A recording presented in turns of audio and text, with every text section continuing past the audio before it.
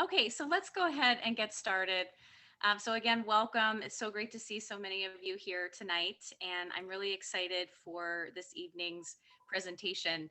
I'll be introducing our speaker in just a moment, but I wanted to give everyone just a flow of events for the evening. So we will be hearing from Laurent Mayon in just a moment, and he's going to talk to us about solar heating and the ins and outs of it and the practicalities of it for those of you who are considering implementing this technology in your home. And then he's also going to speak about a piece of forthcoming legislation that would enable more solar heating to be available in Colorado. So we'll be hearing about that too. And then towards the end of the hour, Giselle, our Boulder County local team coordinator, will offer some updates and announcements about what's happening here in the next couple of weeks at 350 Colorado and at 350 Boulder County.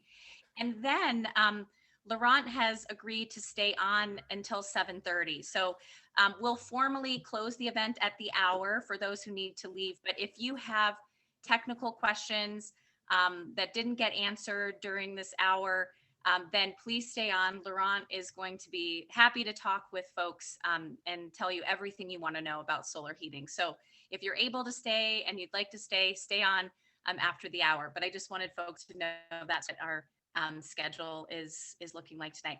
I'm going to go ahead and introduce Laurent, and then we'll jump into his presentation.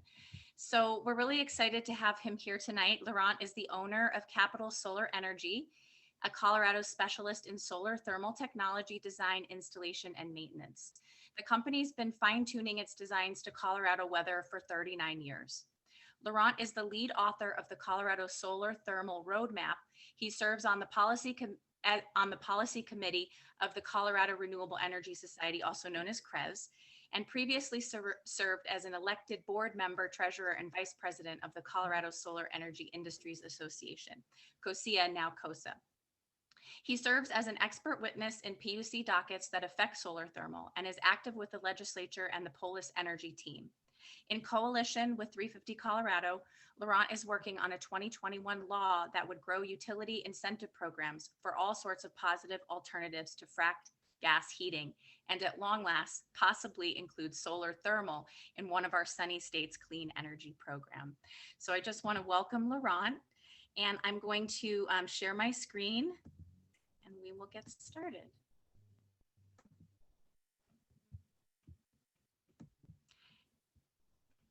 And I just want to confirm, can someone give me a verbal note that they can see that? I can't see the screen share yet. Okay, thanks for letting me know. 1 second. Okay, how about now? Yeah, I can see it. Okay, great. So Laurent, I'll hand it over to you and you let me know when you would like me to move the slides.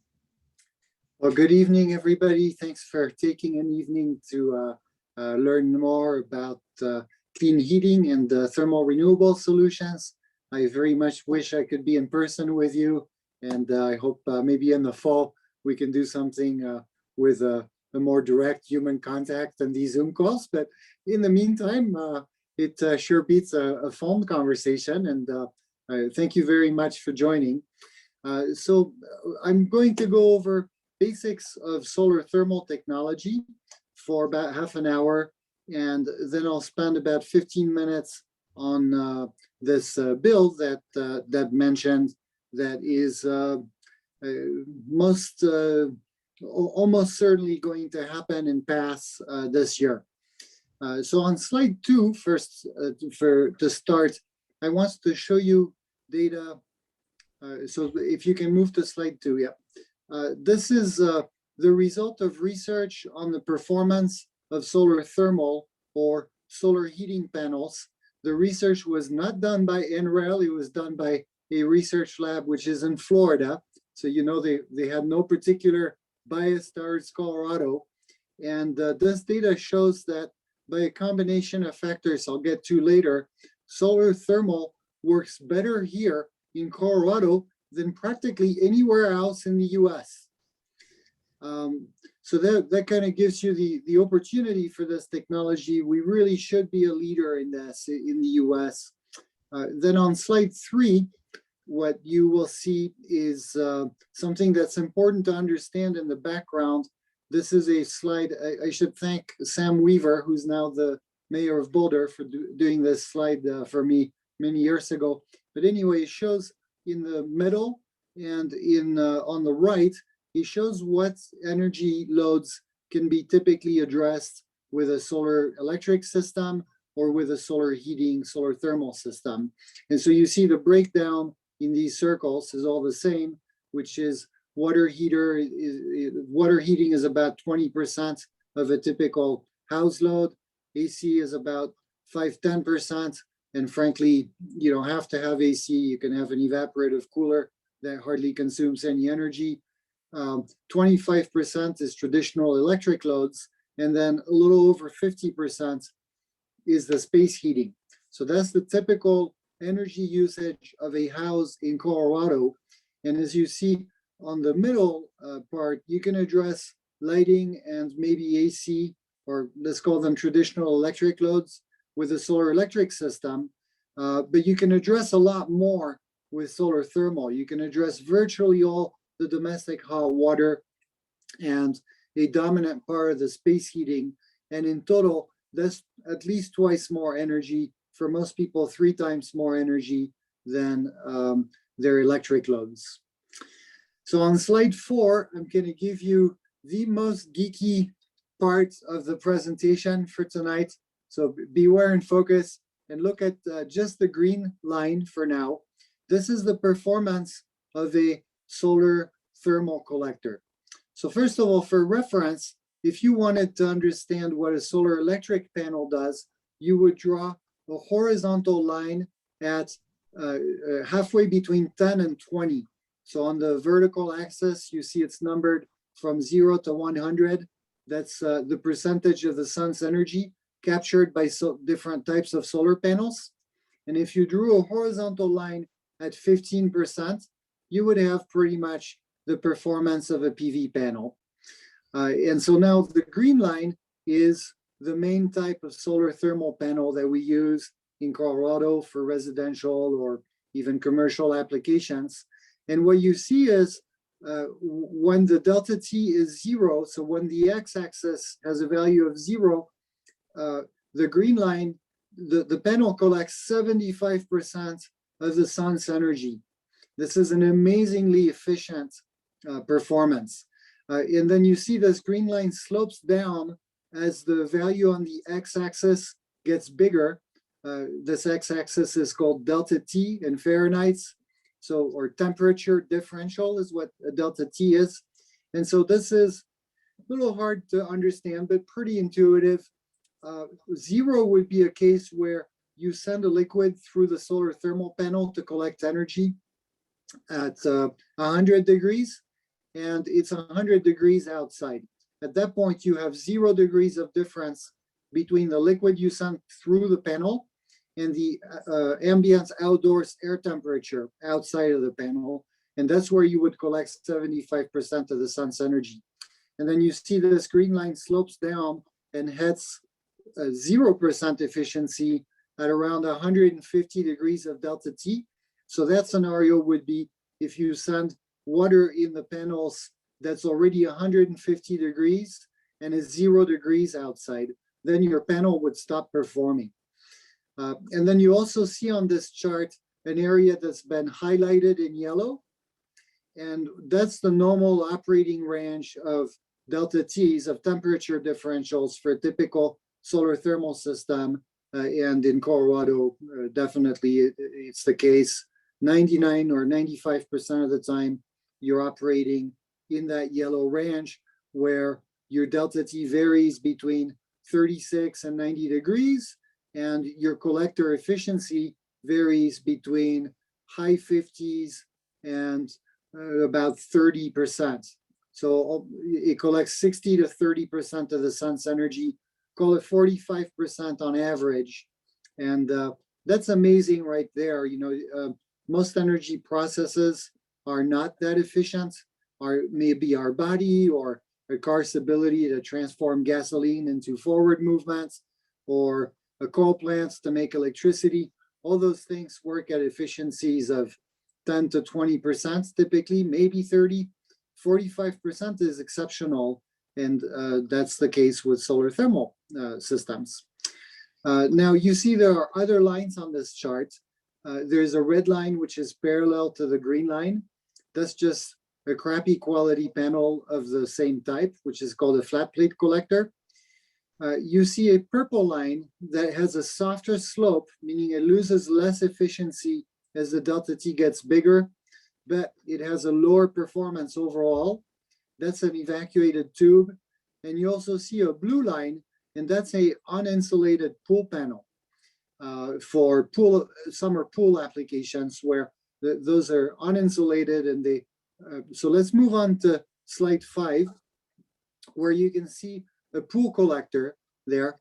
This is a collector. If you can flip the video to me, Deb, this is a pool collector. And I don't know. Yeah, so this is a miniature of a solar pool collector. It has little riser tubes here that carry water, and then mainly it has a big header here at the bottom that goes through. So you send water in one side of this, the water goes up the little tubes, and if the tubes are in the sun, they're being warmed by the sun's energy, and then it comes out at the top and either keeps going into the next panel or returns to wherever your solar tank is. So if you can flip back to the slide 5, maybe that's a little more obvious to see that way. But the idea is very simple. You are circulating hot water or a liquid through a panel. The panel is being heated by the sun, and you're collecting this heat. So that's the solar pool panel.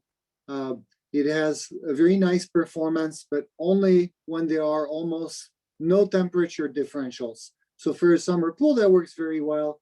You have a pool that's sending water at 80 degrees or so, and your panels are in the sun, and the ambient air temperature on the roof is probably 80 degrees, let's say 60 to 100 degrees, and there the delta T's are very low, and you have a good performance to heat a pool with a panel that's very affordable. Now on to slide 6, there you see the other end of the spectrum, the evacuated tube. Now those tubes are the same concepts than what I just showed you for the pool, but they are in fact void of air inside the tube. So they're supposed to be super insulated. Well, that has turned out not to work so well in Colorado for a number of reasons, but the main one is that on residential applications, the seals on the tubes break, and then they are uninsulated panels, and they perform very poorly, even worse than a pool panel. And then on slide 7, you will see what is the typical panel used in Colorado. If you can flip the video to me, I'm going to try to show you a miniature of this type of panel. So here you have the panel. This is the front. There is a glass sheet. Let me try this way. There's a glass sheet on the front. There's a plate of metal in the middle connected to little tubes of copper every few inches. And then the whole thing is insulated in a box of insulation and metal frame. So the water comes in through the header, just like on a pool collector, on a pool panel. It enters this tube here, and then it goes up the risers.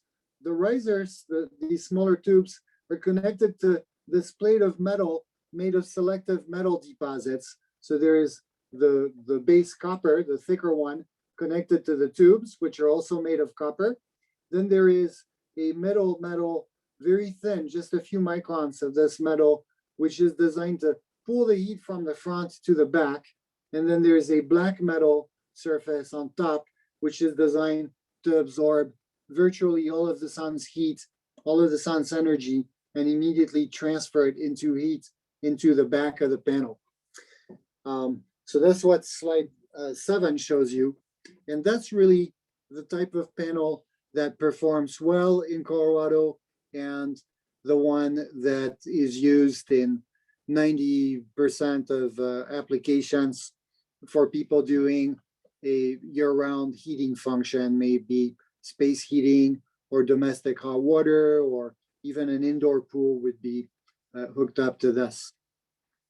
So on slide 8 now, you have a schematic of a simple domestic hot water system with solar thermal. So you see 2 panels on the roof, 2 solar thermal collectors. These are typically 4 foot wide by 8 to 10 foot long. So 2 of them would make an array that's roughly 8 foot wide by 8 to 10 foot long.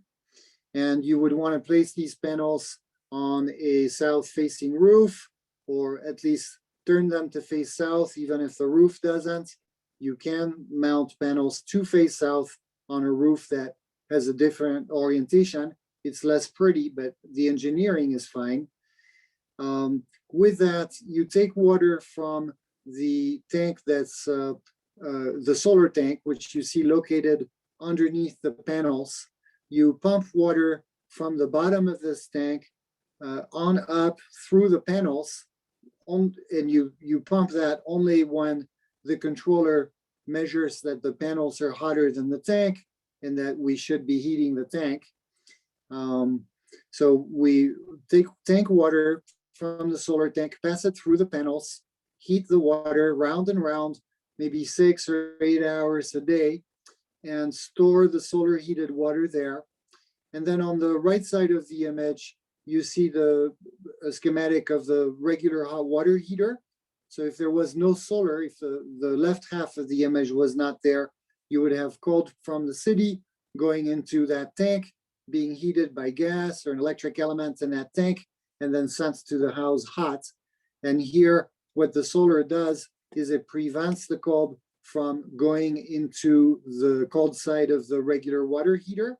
It instead forces the city cold to go into the solar tank, and then solar preheated water from the solar tank is fed on the cold side of the regular water heater. And so the scenario with this, in most cases, let's say somebody takes a shower and their water heater is set to 120 degrees, they're gonna take water at 120 degrees from the hot side of their water heater, and they're going to refill it with solar preheated water going into the cold side of the water heater at a higher temperature, at maybe 140 degrees. So basically, the longer you shower, the hotter your regular hot water tank becomes, and the less it is tempted to turn on to burn gas or electricity.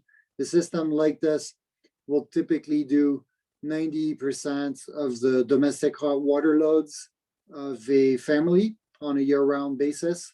Now, I hear we have 4 feet of snow coming, and in a few days, if this really happens, there will be no sun for several days in a row, no solar energy coming in.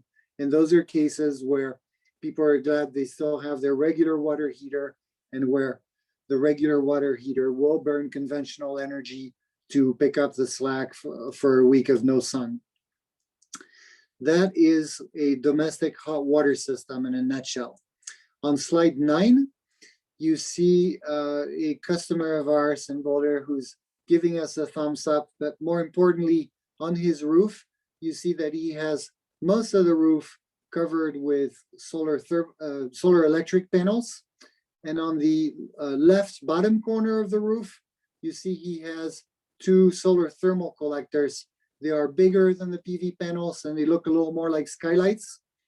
And so to give you an idea, the 2 thermal panels have 5 kW of power, and the whole rest of the roof covered with PV panels has, I believe, 7 kW of PV.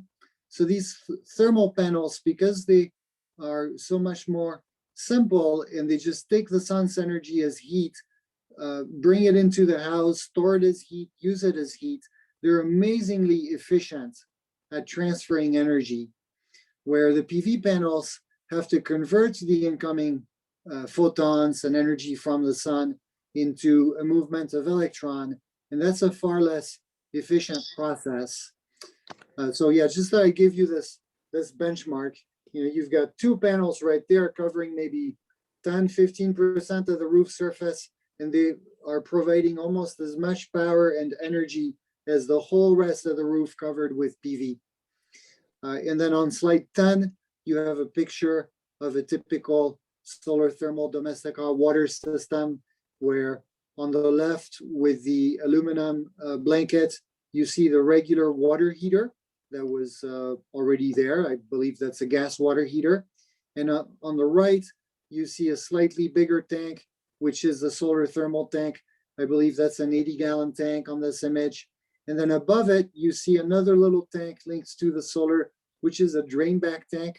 So that's there are two ways to deal with the fact that you can't freeze water in solar thermal panels in the winter night. One way is to fill the panel loop with an antifreeze, like glycol.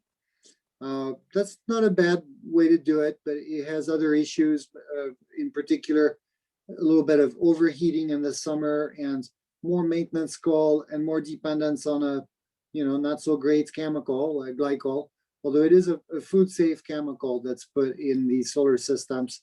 You'll be happy to know Frito-Lay and Coca-Cola use it as a food additive for preservation purposes in their fine products.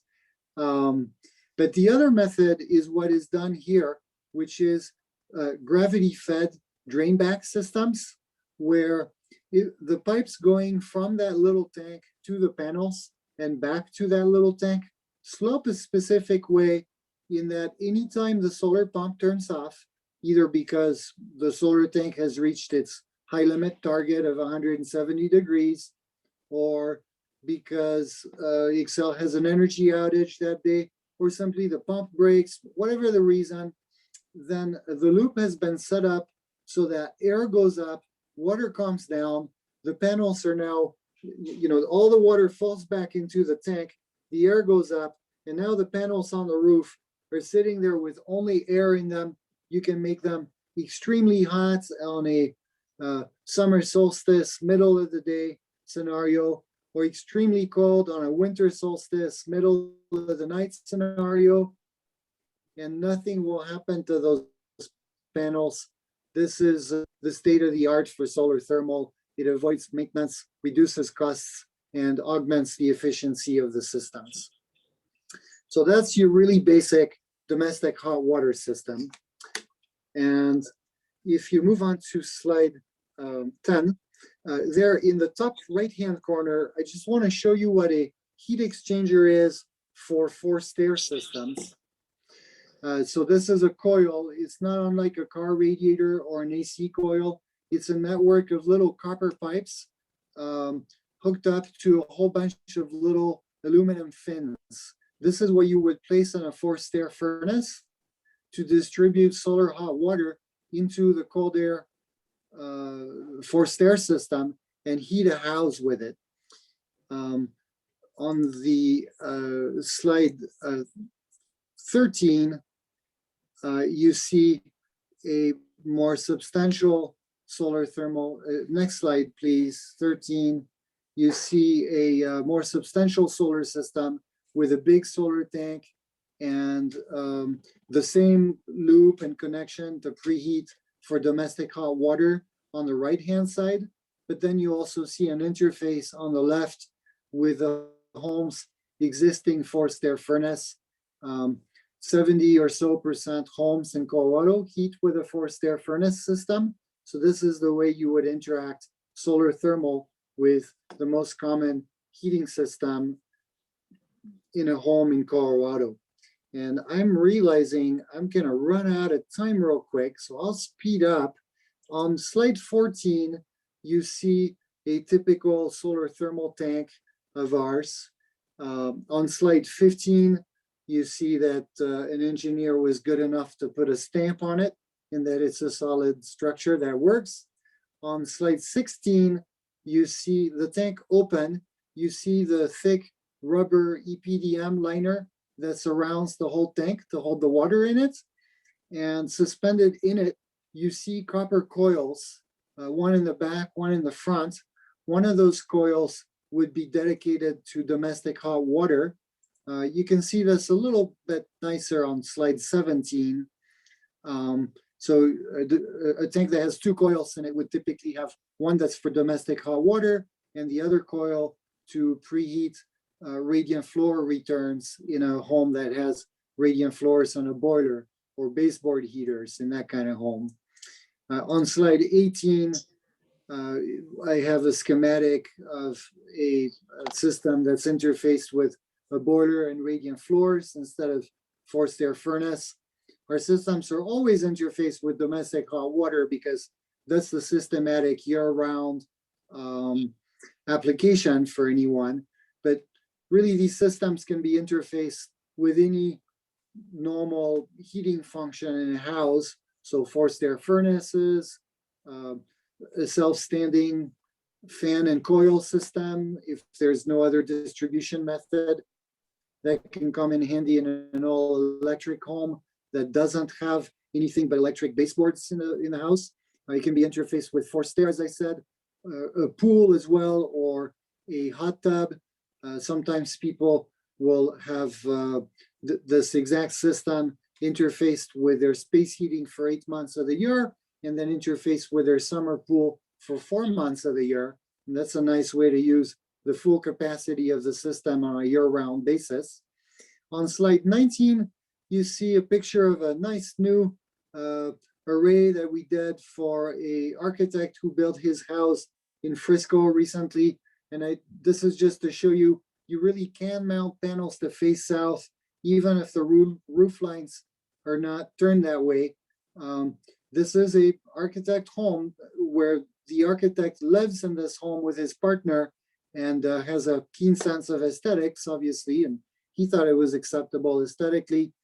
On slide 20, you have what we prefer to do, of course, is that we find a home with a south-facing roof that is relatively steep, and we can flush mount the panels to the roof. That's aesthetically the best solution to integrate well into the lines of the roof. And on slide 20, you have what I did in my typical 1970s home.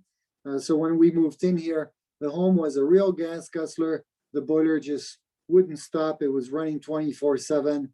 And after some measures of basic insulation, some insulating blinds on the windows, changing the basement windows to from aluminum single pane to energy efficient, and mainly installing a solar thermal system, we've cut 80–90% of our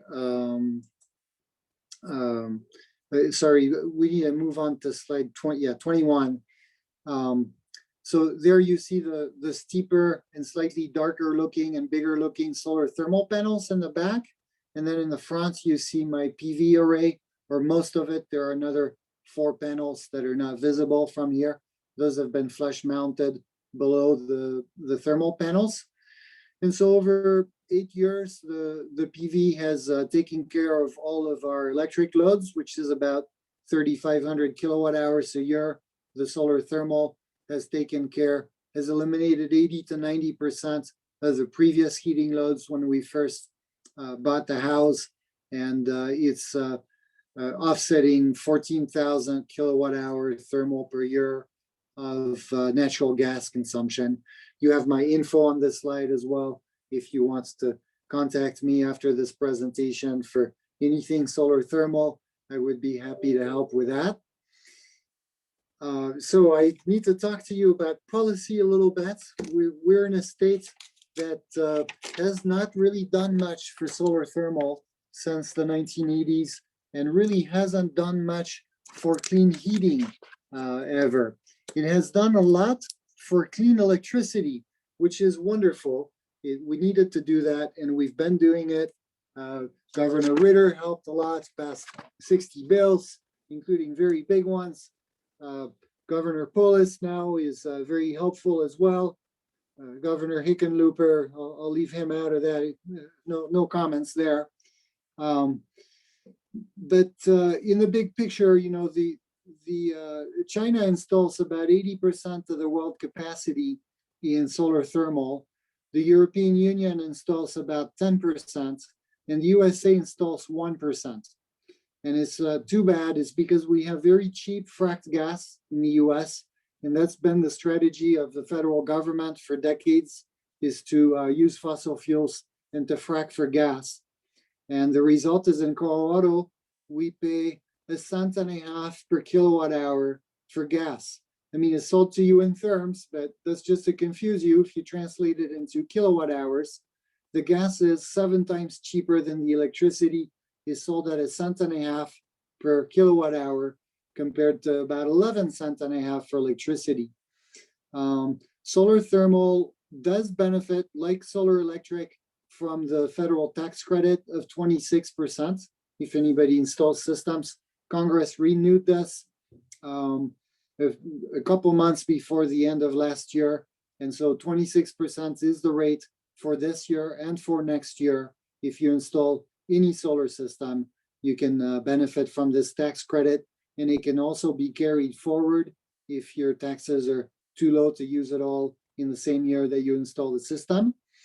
But so for solar electric, you know, Colorado has wonderful and has had wonderful policies in place for a long time.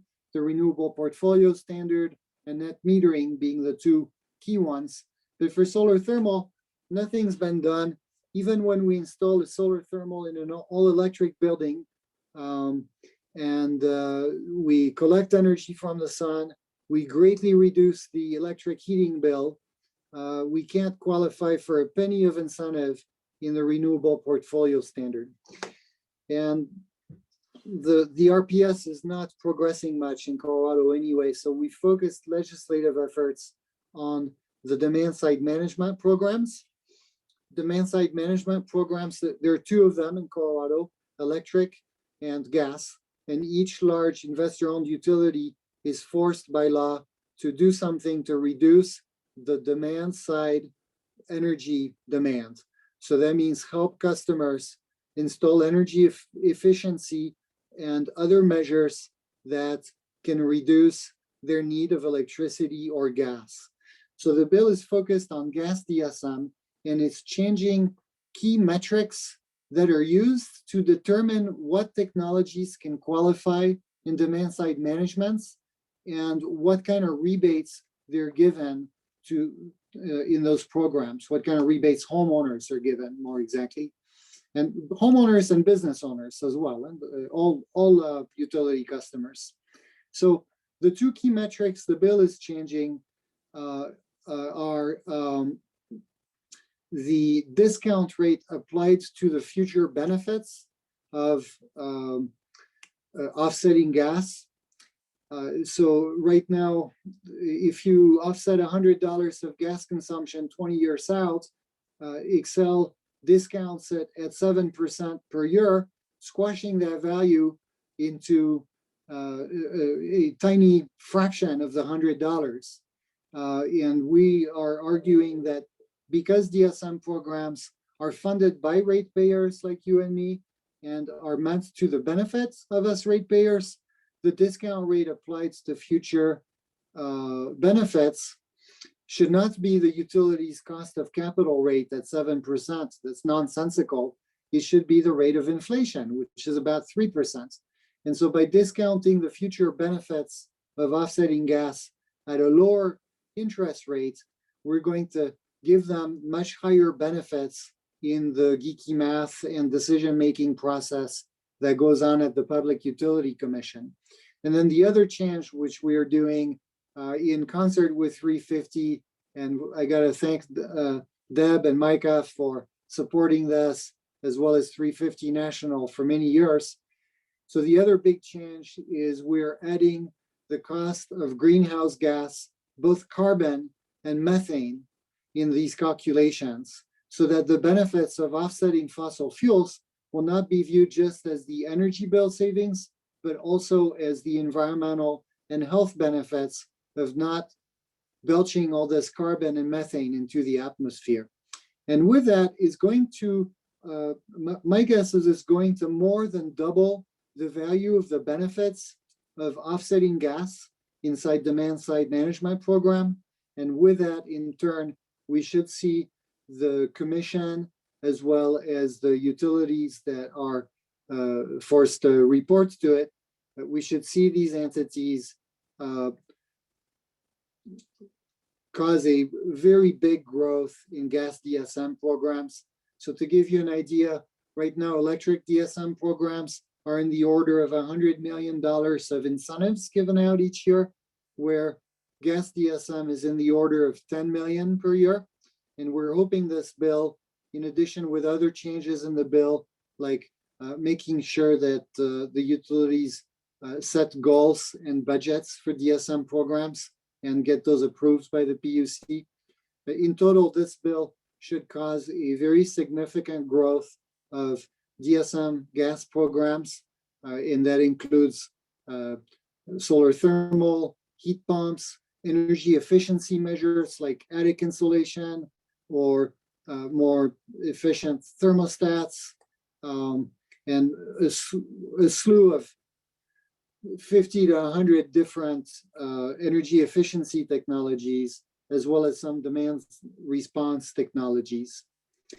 Well, to use my French, voila. I think I better stop before I go too far in time. 6:40. Thank you so much, Laurent. This has been super informative. I see some people giving you silent applause. Thank you. Thank you.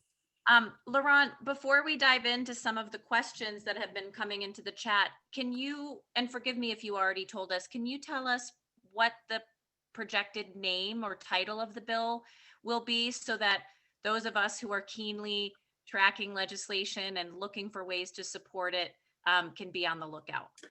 The bill number is not assigned yet. The bill sponsors are Rep. Tracy Burnett, a very brilliant lady who is a young retiree and now a legislator in Boulder County, I believe, maybe the Longmont area. And Senator Chris Hansen, who is also a very brilliant guy. So Tracy is more interested in the fact that this bill adds the cost of methane. She's very interested in this and very concerned with what's happening with fracking in her district and all around. Where Senator Hansen, being an economist, is particularly interested in the change of discount rates because he understands how that affects the math and better calculates benefits. But they're really both very interested in this. The bill is doesn't have a formal name yet. I think it's going to be called the Gas Energy Efficiency Upgrade Bill. I can, I'll open a file and find the name for you. I'm just having a blank. Yeah, no, that's okay.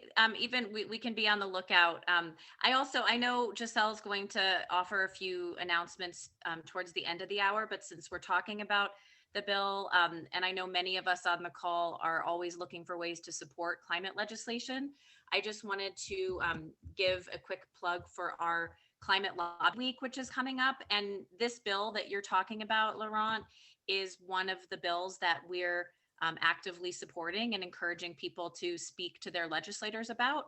So I'm just going to put a link in the chat that includes information about Climate Lobby Week. And actually, there's a link to some information about the bill that we received from other folks in the coalition as well there. So I've put that link in the chat. Well, let's jump into some of the many questions that we have gotten throughout the presentation. And then please know that if we don't get to your question in the next 10 minutes or so, Laurent is staying on after, and we'll get to them after the hour for those who can stay. So one of the questions, Laurent, is how can I switch my hot water heating system to electric? I currently have a natural gas boiler. So that's pretty easy to do. you just change the water heater from a water heater that's connected to gas for its energy source to a water heater that's connected to an electric element. But I gotta warn you, if you do that, you're going to take your hot water bill from something like $250 a year to $700 a year. So that's where hopefully one of our technologies comes in. You could maybe install a heat pump water heater, which would be 300% efficient compared to a electric resistance heater, and would increase your water bill a little bit, but not so much. Or you could look at a solar thermal system that will eliminate 90% of your hot water heating need, may it be from gas or from electricity. Great, thank you, Laurent. You may have already answered this, but this was in reference to your slide number 9 about solar thermal and PV. The question is, can you do this with an existing tankless system? And is there an antifreeze type solution in this solar collector then? So yes, you can absolutely have a solar thermal system preheating the water and feeding its preheated solar water to an instant water heater. You do have to be careful what exact model of instant water heater you pick, as some of them struggle to keep up with changes of temperature. For instance, if you think of the solar tank here and the instant water heater here, there's a pipe, let's say in your house, it's 8 foot long and it's sitting at room temperature. You turn on this guy because you're showering, it's gonna feel water in this pipe at 80 degrees and say, okay, let's heat that by 40 degree to 120. And while it's doing that, the water from the solar tank starts making it into this instant water heater that's still thinking, let's heat my incoming water by 40 degrees. But now this water is coming in at 140 degrees. And for a second, it wants to heat it to 180 degrees. So when you do that, you have to put past this unit, you have to put a mixing valve to control the resulting hot water going to the house and make sure nobody gets an unpleasant experience in the shower, for one. And for two, you want to pick the right kind of instant water heater and brand that's not going to shut down when it sees the sudden swing in temperature input. And then you've got to go down there and reset the thing, which is not what you want to do if you're in the shower. Great, thank you, Laurent. The next question is, how large of a storage tank would I need for a 2,000 square foot home with radiant floor heating? And related to that, what if the home has hot water baseboard heat or a combination of radiant and hot water baseboard? So my house is on radiant floors, and most solar thermal installers out there will tell you, well, baseboard has to operate at 180 degrees and solar thermal never reaches those temperatures, so it doesn't work. It's actually kind of true, but kind of false. So on the coldest days of the year, maybe 2 weeks out of the year when it's like 10 degrees, that is true. You need to have very hot water in the baseboard because your house is losing a lot of heat and you need to deliver a lot of heat per hour through very hot water. But 95% of the time in Colorado, in our heating season, it's actually not that cold outside. It's somewhere between 30 and 60 degrees. And at that point, you can heat with far lower temperature water in the baseboard. So we can interface a system and a control system that basically considers the outside temperature to decide what temperature should be sent to the baseboard. So basically the thermostat, the temperature in the house falls a little bit. The thermostat goes click, I want heat. It sends a message that would traditionally turn on the boiler to heat at a given temperature. But instead of just going to the boiler like that, it's going to go to another decision unit that's going to look at the temperature outdoor and basically say, okay, it's 0 degrees outside. We need to target 160 degree water in the baseboard. Then it looks at the solar tank. the solar tank is under 160, okay, don't go there, go to the boiler, heat with the boiler. Or it's gonna say, today it's mild outside, it's 50 degrees and we can heat this house with solar water at 110 degrees in the baseboard. Then it's gonna look at the solar tank temperature and find out the solar tank is, I don't know, 140 at that moment in time. And it's going to circulate water through a coil, like I showed on one of the slides. It's going to circulate the baseboard water through the solar coil and heat your house with solar. It's what I do at my house. It's not, it's not as good as radiant floors where you transform your whole floor into a very low temperature radiator, essentially. And with radiant floors, you can heat with water down to 80 or 90 degrees, no problem, when it's mild outside, and maybe water at 110 when it's super cold outside for a well-insulated home. So anyway, that's, it's all doable. Sometimes it gets a little complex when you're mixing radiant floors and baseboard heaters, deciding which one you control with what and what you prioritize, but it's all doable, and it's just got to be analyzed on for an individual home a little bit. I can't give you a one-size-fit-all answer. And then you were asking about tank size. So for a 2,000 square foot home, it all depends on the insulation, because not all spaces are equal. You find some 2,000 square foot homes from the 70s and before are very poorly insulated and have the same energy consumption than a 6,000 square foot home built in recent years with high insulation values. But making standard assumptions that if you're interested in clean energy, you've at least insulated your attic and make sure your windows close and have double panes, and done kind of like around 1 or around 1 and 2 of basic energy efficiency and insulating of the home. For 2,000 square foot home, you're likely to need a minimum tank size 4 foot by 4 foot, ideally a little bigger, maybe 4 foot by 6 foot. That's its floor print, and that's a tank that's about the height of a man at, well, I guess a short man at 4 foot 8 inches. And that would contain about, depending on the exact size, 300 to 400 or 500 gallons. And it would store, more importantly, 2 to 3 therms of usable heat. If you look at your gas bill, you might find that you're consuming 50 therms a month in spring and fall, and 150 or 200 therms in the middle of the winter months. And so that tells you, you're consuming maybe a therm or 2 a day in the shoulder seasons, and 5-6 therms a day in the coldest winter days. And so this tank would stock a day's worth of collection, maybe 2 days worth of collection, and a day of heating for the house, maybe 2 days of heating, depending on the exact scenario and the exact house.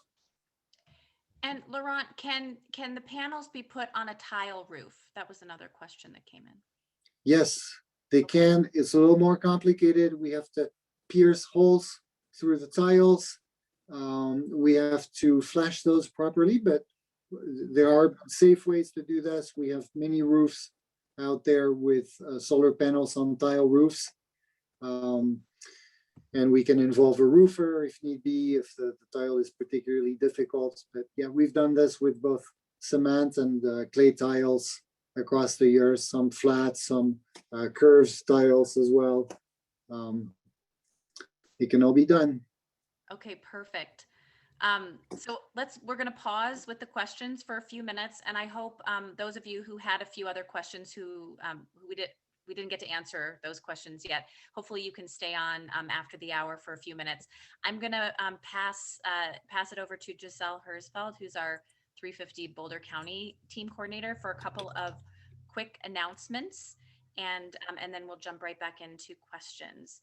And for those who have to leave at the hour, Thanks so much for coming, and but stay if you can. Okay, go ahead, Giselle.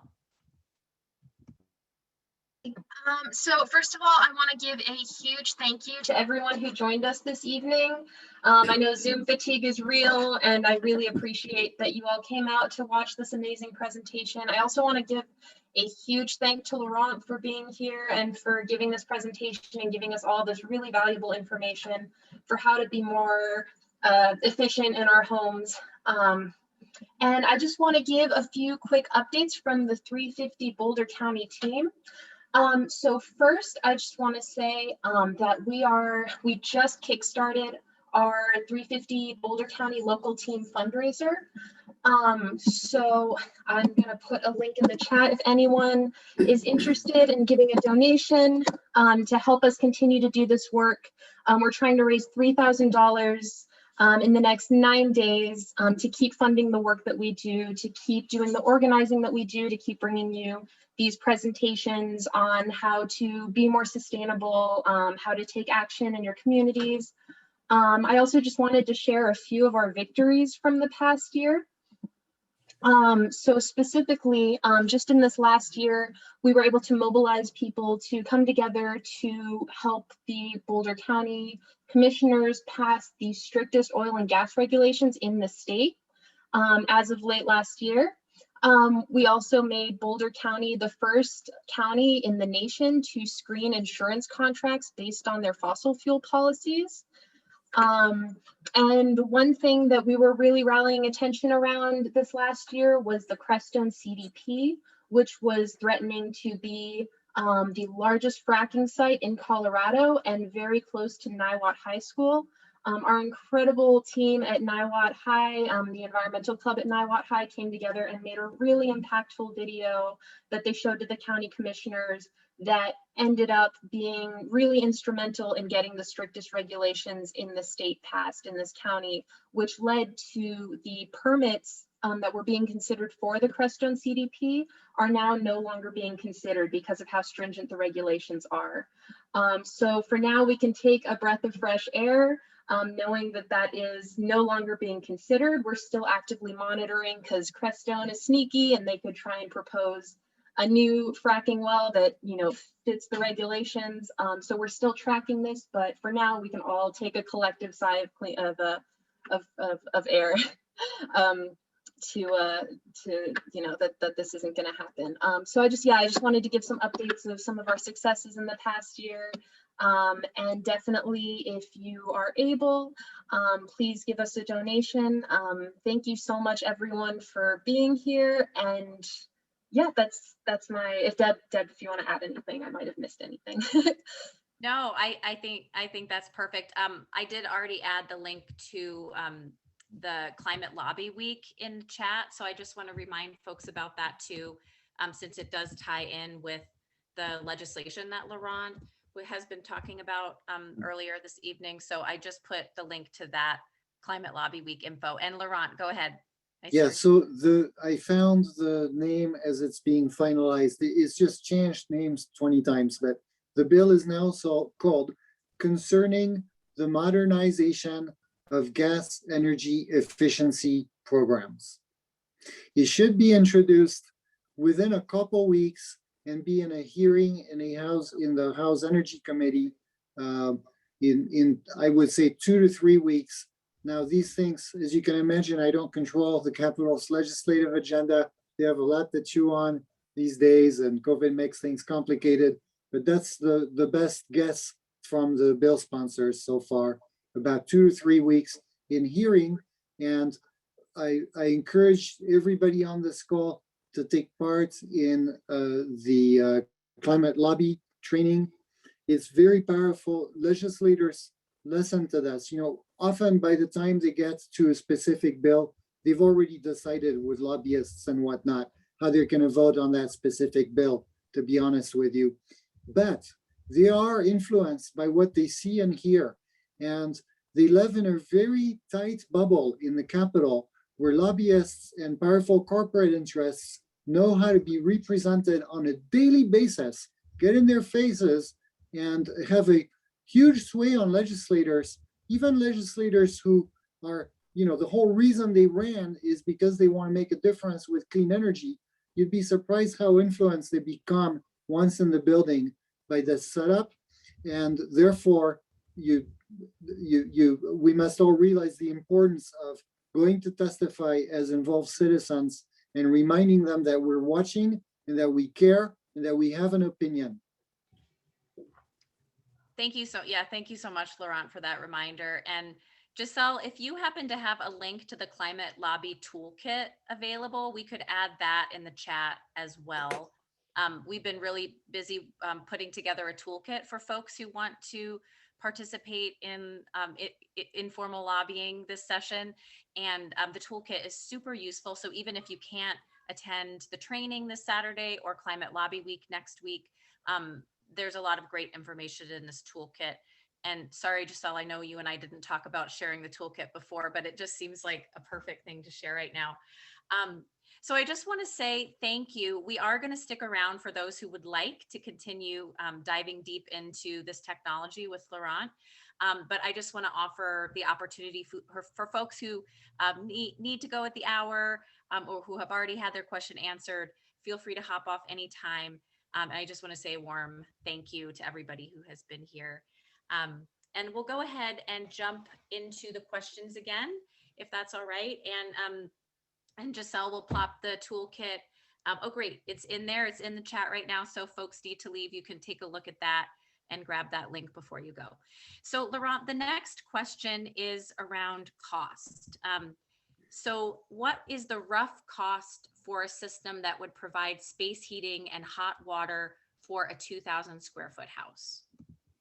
So I know there are probably lots of variables, but I think people, even just a range would be helpful. Yeah, so somewhere, depending on the size of the home, 2,000 is on the smaller side, and that would typically be around $18,000. On a larger home, or depending on, like if we're also interfaced with a pool or whatnot, it can climb up to $25,000, $30,000. Actually, the best returns on investments, curiously, are on larger homes, because these systems are kind of like an iceberg, they're kind of bottom heavy. You have to have this tank and all these controls and pumps and whatnot, and permits and whatnot to install this. And so when you do it on a larger building, the return on investment is better than when you do it on a small home. Likewise, you're better off if you have many kids taking long showers than if you have just one frugal couple taking minimalist showers. This is before the 26% tax credit. So, $18,000, if you take a fourth off of that, you're looking at $13,000, $14,000 out of pocket after tax credit. And hopefully, if this bill passes, you can get maybe $2,000, $3,000 of demand side management incentives, because the amount of energy that it offsets is huge. And if they give incentives based on the amount of energy being offset, they will give a sizable incentive. Great, thank you, Laurent. The next question is, how feasible is solar thermal in replacing baseboard water heating systems? Yeah, so that's very much like that first question. We happen to be a contractor that has developed a good system to do that. Now, we can't, I want to be clear, solar thermal never removes your existing appliances. When there's a winter snowstorm like we're about to have for 5 days and there's no sun, you need the conventional backup. But you can use that as backup, not as your main heating source anymore. And for baseboard as well, we'll be able to heat your house through the heat from the sun stored in your solar tank most of the time. Great, thank you. What improvements in equipment quality and installation techniques have occurred over the last 20 years to improve the reliability of these systems? Yeah, so that's a good question, because there was a first wave of interest in solar thermal in the infancy of the technology in the late 70s and early 80s. And at that point, they overdid it with rebates. I think it was a combined 40% federal tax credit and 30% Colorado tax credit, paying 70% of the system. And what happened is all these companies sprouted up, and they were really good at selling tax credits, but they had no idea what they were doing with the solar thermal system. So we've been in business 39 years. We've seen it all out there. We had another friendly guy on the Western Slopes who was in our situation. His tagline had become building the best, fixing the rest. And yeah, there are legacy systems out there that don't work well or don't work. Usually the solar panels are good and most of the equipment is good and can be turned into a good system at a much cheaper cost than installing a new system from scratch. But certainly, over 39 years, learning from other people's mistakes, we fine-tune these systems in many, many ways. The main one being that we install drain back systems where either the pump is actively powered and circulating water at high flow through the panels to pick up heat, or the pump is off and all the water is back safely into the tank and not much wrong can happen at that point. One point I did want to make is, for people out there who are hesitating between solar thermal and heat pumps, the heat pump has the advantage that it will allow you to turn off the gas completely and remove the gas appliance. However, it will consume in electricity about a third of the gas that it saves. And because electricity costs about 6 or 7 times more than gas, it's not going to offer a financial return on your investment. It's going to offer an environmental return for sure, but it's not, and that's assuming the electricity you use to power the heat pump is clean electricity, or somewhat clean, or mostly clean, let's say. So the heat pump is going to be significantly cheaper, but is going to increase your energy bill, where the solar thermal system is going to require more of an investment, but it is going to give you a return on investment because the only energy it uses is little circulator pumps that use the kind of energy you'd find in a light bulb. So very little energy. You won't notice the impact of solar thermal on your electric bill at all. You will notice its impact on your gas bill because it'll be, it'll remove most of it. Great, thank you. And I know there's some discussion about heat pumps in the chat too. We've had a couple of webinars that we've offered on heat pumps. Yeah, I watched the one from Sweep, and solar thermal and heat pumps are both confronted to the same problem, which is this crazy cheap price of gas, which is a system by which we frack the crap out of our lands and we privatize the profits, but we socialize the environmental and health costs. And that's the only reason the gas is 5 times cheaper than every other energy source, from gasoline to electricity to conventional oil and propane and fuel oil. If we ever start acting responsibly and making sure people who frack don't just frack, but actually take care of all the consequences of what they do, then solar thermal will pay off handsomely, as will heat pumps. Right. Yeah, thank you for just that reminder. I know we're always thinking about these connections at 350 Colorado. Another question is, the solar collectors that went up on roofs in the 1980s all got taken down. What has changed? I can't agree with that statement, because just in my neighborhood, which is a 1970s neighborhood in Lakewood, I know there are dozens of solar thermal systems. And then as a small business, we have basically one crew that's busy installing new systems and one crew that's busy maintaining old systems. So there are thousands, probably somewhere near 10,000 solar thermal systems in the Denver area, in the urban area, that are still in place and still active and working well. But what the difference between those and the ones that got taken out is simply that the ones that are still in were installed by a competent contractor in a home where the homeowner cared about the system and kept an eye on it, where the ones that got taken out were installed by hooligans. And then the home changed ownership 3 times, and the third homeowner said, "To hell with this, get it out of my house." Thanks, Laurent. Feel free to ask follow-up questions. I don't know. Yeah, no, we will. We actually just have a couple more that we've captured from the chat, and then I'll open it up in case folks who are still here want to just unmute themselves and ask anything or comment directly. It looks like we just have 2 more questions. So what are the engineering limits of capturing solar energy? Why are photovoltaics as inefficient as they are? Well, so they're just 2 fundamentally different processes. When you transform energy from one form to another, like when you explode gasoline in your pistons to move your car forward, you're transforming the explosion of gasoline into forward movement. That's a totally different form of energy, right?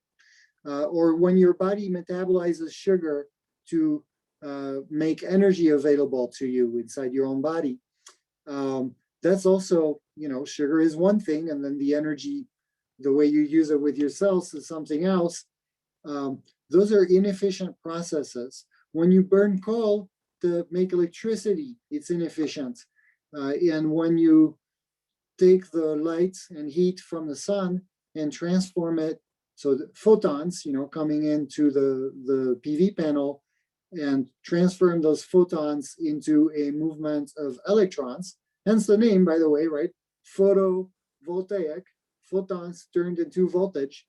That's also a pretty inefficient process. Whereas solar thermal, you're not transforming anything. The sun's energy comes in as heat, right? Like if you stand outside with your face in the sun, you feel the heat on your face. That's how the sun's energy comes in to this little planet of ours. And what solar thermal panels do is they just collect that heat and then transfer it to a holding tank.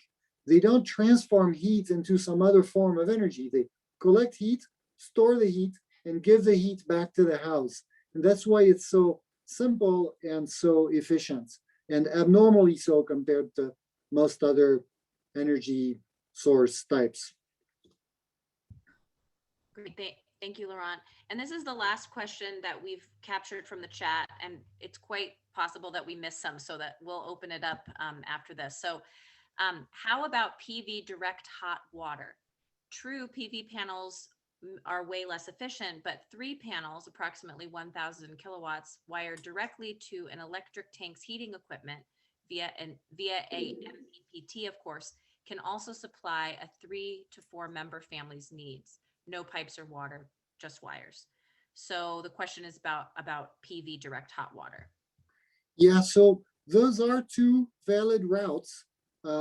One is solar thermal, collect heat, store it, give it to the house. The other one is install one renewable system on the roof, the PV panels, and then use that to power another renewable system, which is the heat pump, extracting heat from outside air. It's a far more complex system, but yes, it is. So, let me just put this in context.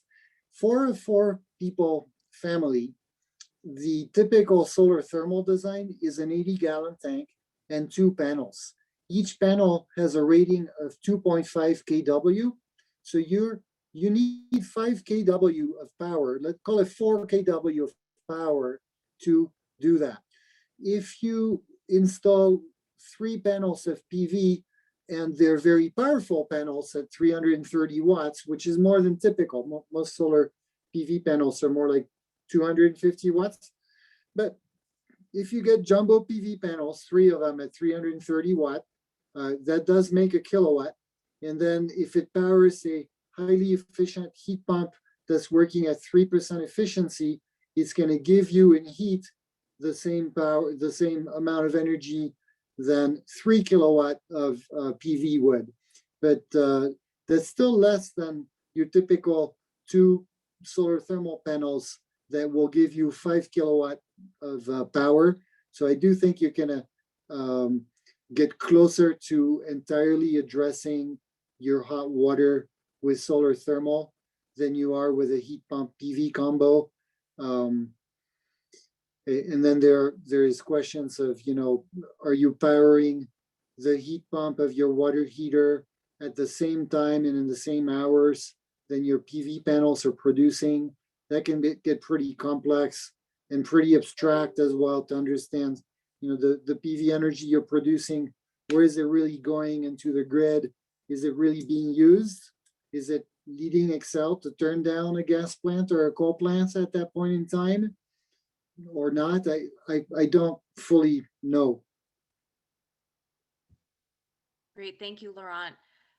I want to open it up for other questions. Well, first of all, I just want to say a huge thank you, Laurent, for sharing all of this information, and true to form for our renewable energy inspired webinars, we usually have a ton of questions. So thanks for bearing with all of them and answering them so thoroughly. If we may not have any more, and we can always end whenever we're ready, but I just want to open it up to other questions. And actually, since we're a smaller group now, you can just unmute and go ahead and ask your question. And if it turns out we have a bunch of questions, then we can, we can go back to stat to. And I'm wondering if by any chance Paul Conan is on the call and if he might want to say a word. Let's see if Paul, I know he was on earlier. Oh, that's right. Laurent, I forgot we were going to have him share his experience. Yeah, you're right. He is not here anymore. Yeah, thanks for flagging that. Well, I'll just say Paul is a guy with an engineering background who installed a solar thermal system on his house in Boulder. And he's also a member of the 350 Renewable Energy Policy Committee. And so he wanted to say that he's happy with his solar thermal system. He also is someone that everybody else a favor in his HOA, because the HOA was very much against having solar panels on his roof and tried to take him to court. And he had to go through this cumbersome process with them so they would finally understand that state law is very clear in Colorado. HOAs have the right to review solar thermal applications, but they do not have the right to deny them or to ask for modifications to the systems that would meaningfully increase their price or reduce their performance. And so with that, homeowners, again, HOAs have the right to review and make comments, but they don't have much more right than that. And if you have a home in an HOA setting, although you'll have to weigh carefully what kind of battle you want to launch into with your HOA, you should know that the law is very clearly on your side in Colorado. I've seen another case like this with an HOA in Highlands Ranch, where the attorney for COSIA at the time contacted the attorney for the HOA and said, "Oh, thank you so much for taking us to court, because nobody's ever done that since this law passed. And we really look forward to having a judge confirm the law for other HOAs." So then that HOA dropped and said, okay, we don't want to go to court anymore. Laurent, thanks for bringing up Paul. I wanted to just share with everyone, he also agreed to be available for questions if folks are considering this system. Laurent installed Paul's system, and Paul is super happy to talk with anyone about that. So if there's anybody who would like that, just drop a note in the chat and I'll connect you with Paul. And I see a question in the chat, but maybe before I go to that, since I said I would open it up, does anyone want to just speak up or yeah, go ahead, Ron. I can quickly testify to how great our solar thermal hot water system was in a house that I sold a couple years ago. We had an indirect hot water tank and a big bathtub. And if you tried to fill the bathtub while the house was calling for heat at the same time, it was one or the other. Either the house would be cold or we can fill the tub. Once we got the solar system with the solar tank, we had essentially, I don't know, it was like 120 gallons of hot water at that point Never had a problem with the bathtub at that point. Could fill it right to the top with lots of hot water. And in the summertime, the boiler just stopped coming on. We didn't need the indirect. It was real. We were just running purely just for my wife and I. If it was my daughter and she was taking showers and we're doing a lot of dishes, the boiler might come on. But generally, we were running 100% solar for the months of July and August. Great, thanks, Ron. And I see Martin's hand. Go ahead, Martin. Hi, Laurent. I have a question. Do you occasionally run into space issues because you will always need that second fairly large tank? Is that common? Yes, although in Colorado, luckily, most homes have basement areas that aren't too finished. So we can, it's pretty rare we can't find space for at least an 80-gallon tank to do domestic hot water system. And it's also pretty common that people have some kind of relatively unfinished space, maybe under the stairs or somewhere where they can accommodate a larger tank than that for a combination system doing hot water and space heating. That said, our historic founder, Bruce, who relocated to Hawaii, is confronted to a very different situation over there where people don't have basements. They don't need space heating, but they do need hot water. And they typically have just a tiny closet in which they have their water heater. So there, what we do is we install just one tank that's both the solar tank and the water heater. And it's not as good of a solution, but it can be done this way, where you have an electric element keeping the top half of the water heater at 120 degrees, and the solar heating the whole tank to 160 or 170 degrees. And maybe instead of doing 90% of somebody's hot water, you do 80% of it. But that kind of solves the space issue for someone who really has just no option for even one additional water heater size tank. Thanks, Laurent. I see JT, go ahead. Well, I mean, I had a question for Paul, but since you guys kind of blew him off, I guess I'll have to ask Laurent there. So I'm assuming go to your website and you'll come by and give an estimate as to what costs would be and any engineering issues, et cetera. Yeah, I mean, typically I start by looking at your roof on Google Map, having a chat with you, understanding some basics about your house and your heating situation. I give you a price estimate by phone, and if you feel like that's something you want to pursue, then I'm glad to come out and engineer the details, basically. And yeah. Okay, great. I'm going to go back to that question in the chat, and then we'll see if anyone else wants to ask any more. Laurent, what's the expected life of your collectors? That's a wonderful question. So you saw in my presentation my own solar thermal panels on my roof. And those are panels that were manufactured in 1978. So they are 43 years old at this point. And these were panels that were installed as part of another system, a system that was installed by an incompetent installer back in the early 80s, I guess, that never really worked. And the house got sold and a new owner came in and he didn't have money to restore the inside of the system. He barely had enough money to buy the house and change a leaky roof. And at that point, he paid me to remove the panels from his roof, despite my insistence that he should keep them up there until he could afford to fix the rest of the system. But so anyway, I got paid to take these panels off his roof and I installed them on mine. And I'm a lazy guy. I don't want to get on my roof and change panels ever again. So my belief is they will keep going for at least another decade. They're very simple. There are no moving parts in panel. Essentially, it's a metal box with foam insulation in the back and a network of copper tubes and fins inside the panel, and then a windshield type glass on the front. So if you don't shoot at the panel, and you don't freeze water in the tubes, metal is a very resilient element. It will last many, many decades. Thank you. I think some folks were surprised that they were that long lasting and robust. So thanks for sharing that. So I just want to give the opportunity for any final questions before we close. And I know only some are on camera, so feel free to just unmute yourself if you had another question. So what are other innovations that engineers work on in this realm of sustainability?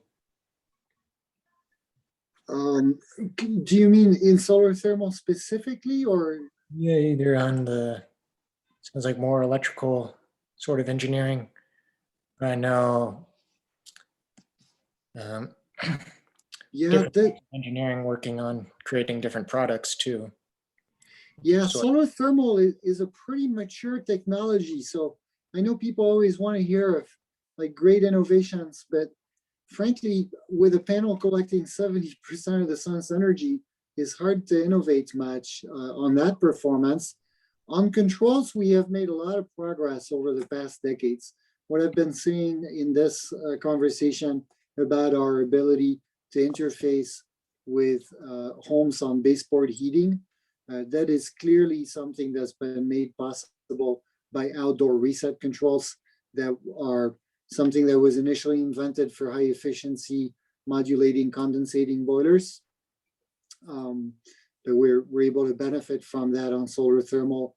And really, I mean, the innovation has just been to fine tune these systems where sensors are placed, how the controls operate, what pumps are used, what kind of storage is used, and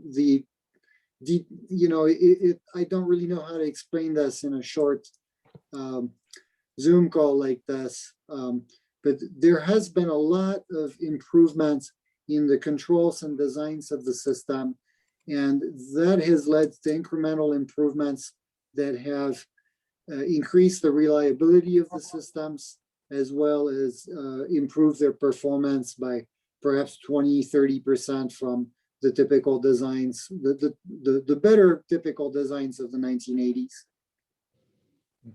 Laurent, this is John Abenson. What can you do with ground mount panels versus no room left on the roof? And what do you think of evacuated tubes? So evacuated tubes are a mistake. They break and then they are no longer evacuated and no longer insulated, and they perform terribly poorly. And most homeowners don't realize that their tubes are broken. So they have essentially something as good as a plastic pool panel in terms of performance, meaning it doesn't work as soon as the delta T's get a little higher. So, for having refurbished dozens of evacuated tube systems after the tubes broke and gone through the frustrating experience with homeowners of having to buy yet a new set of panels after the tubes broke, I do not recommend evacuated tubes for residential applications, which are relatively low temperature applications, and for Colorado, where we have an exceptionally sunny weather with very comfortable daytime temperatures during sunny hours. I recommend flight plate collectors. And then with that, we can certainly ground mount an array. If you're out of space on your roof with the PV, that's an honorable constraint to have, John.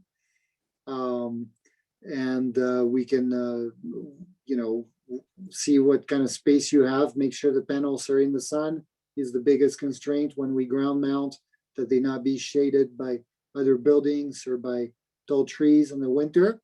And then, doing gravity-fed drain back loops from a ground mount array can be sometimes impossible, where we have to put that array on a glycol loop.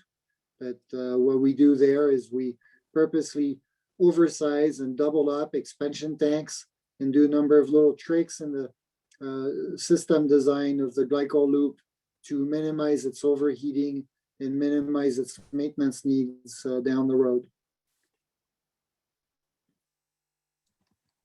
Thank you, John and Laurent. If there is one more question, we have time for one more, or we can say thank you and good night.